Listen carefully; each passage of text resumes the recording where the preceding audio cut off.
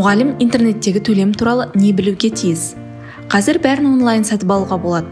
Жол жүру билетінен бастап киім-кешек, азық-түлікке дейін тапсырыс бере аласыз. Мұны e-commerce, яғни электрон сауда деп атайды. Мысалы, Гүлжан Айдарқызының онлайн сабақ өткізіп жүрген компьютері кенеттен бұзылып қалды. Егер ол онлайн сауда жасауды білмесе, келесі күнді күтіп, жұмысынан сұранып, уақыт тығыздығынан қолы жеткен компьютерді сатып алуға мәжбүр болады.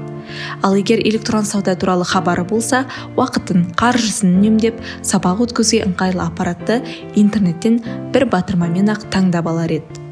Қалай? Әуелі тиімді сауда алаңын таңдаңыз. Мысалы, базарға немесе техника сататын дүкенге барған сияқты, мұнда да қажет тауарды түрлі виртуал алаңнан іздеуге болады. Аз уақыт ішінде тауардың бағасын, техникалық ерекшелігін, сапасын мұқият салыстыра аласыз. Қажетін таңдаған соң тапсырыс беріп, онлайн банкинг арқылы төлем жасауға мүмкіндік бар. Тапсырыс бермес бұрын тауардың қолда бар жоғын және қай күні жеткізілетінін біліп алыңыз. Айтпақшы, онлайн банкинг арқылы да электрон сауда жасауға болады.